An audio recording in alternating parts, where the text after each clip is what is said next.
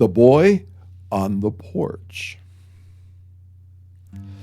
Jim Colson had been ranching long enough to know the land like the back of his hand. He could read the sky, smell a storm coming, and tell you which cow was calving just by the way she walked.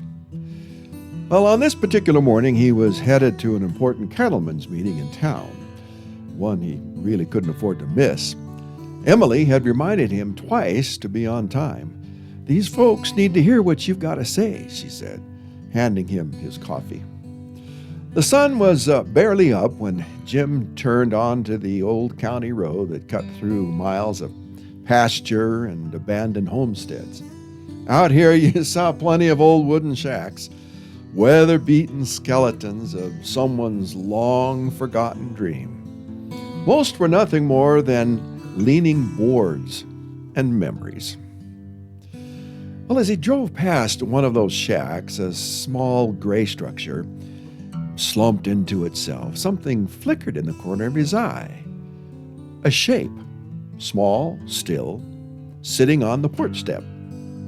Jim slowed just a hair, squinting into his rearview mirror.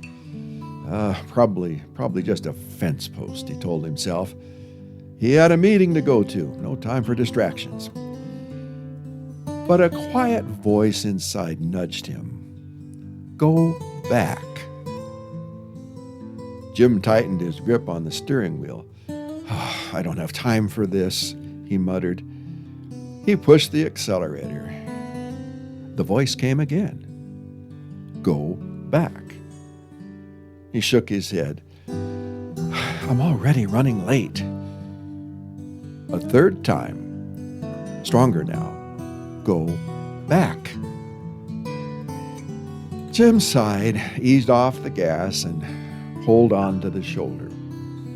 He sat there for a moment, staring at the steering wheel. He'd learned over the years that sometimes God didn't shout. Sometimes he whispered. And sometimes the whisper was more persistent than thunder.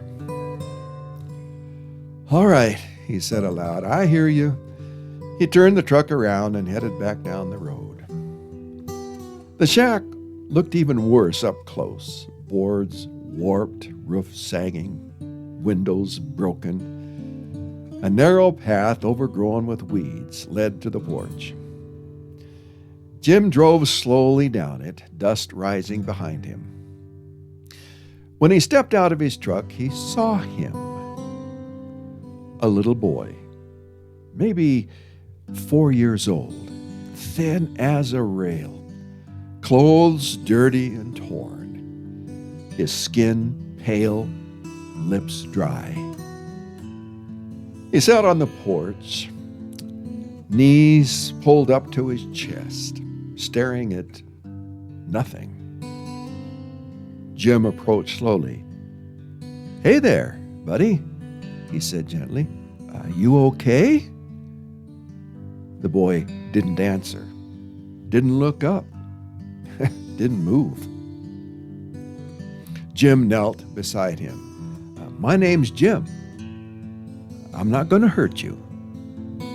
Still nothing. But when Jim reached out his arms, the boy leaned into him, weak, trembling, desperate for help. Jim lifted him carefully, feeling how light he was. The child's head rested on his shoulders like he hadn't had a safe place to rest in a long time. Jim carried him to the truck and buckled him in and headed straight to the hospital. The doctors moved fast. Hydration, tests, scans. The boy remained silent, watching everything with wide, hollow eyes. No name, no words, no explanation. The sheriff arrived, then social services, then investigators. They searched the shack. They searched county records. They searched missing child reports from 3 states. Nothing. It was as if the boy had appeared out of thin air. Jim called Emily from the hospital. Em, I found a little boy out on that old place on County Road 12. Oh, Jim, she whispered. Is he okay? I don't know, but he needs us. Emily came immediately. When she walked into the room, the boy looked up for the first time. She smiled softly, and something in her gentleness seemed to calm him. She touched his hand, and he didn't pull away. Days passed, then weeks. The investigation continued, but no answers came. The boy stayed with Jim and Emily during the process, eating at their table and sleeping in their guest room, following Jim around the ranch like a quiet shadow.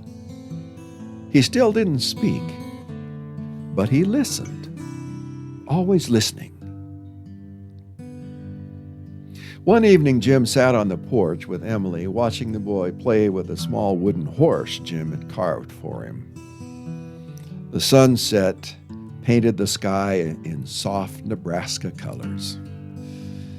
You know, Jim said, I keep thinking about Samuel, how he heard God's call in the night, and how he didn't recognize the voice at first. Emily nodded. You think God called you that morning? Jim looked at the boy. I think he called both of us. When the investigation closed, finally, with no leads, the sheriff came to the house.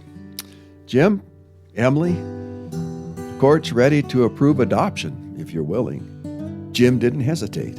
We're willing. Emily smiled through tears. More than willing. They named him Samuel because he had been found through a whisper, just like the boy in Scripture. Samuel grew up strong, smart, kind. He found his voice slowly, then fully. He loved people. He loved learning, loved helping. Years later, he became a doctor, right there in the same rural community where he'd been found. Folks said he had a gift for listening, really listening to people's hearts. And every time Jim saw him walk into the clinic, he remembered that morning on the county road and the whisper that changed everything.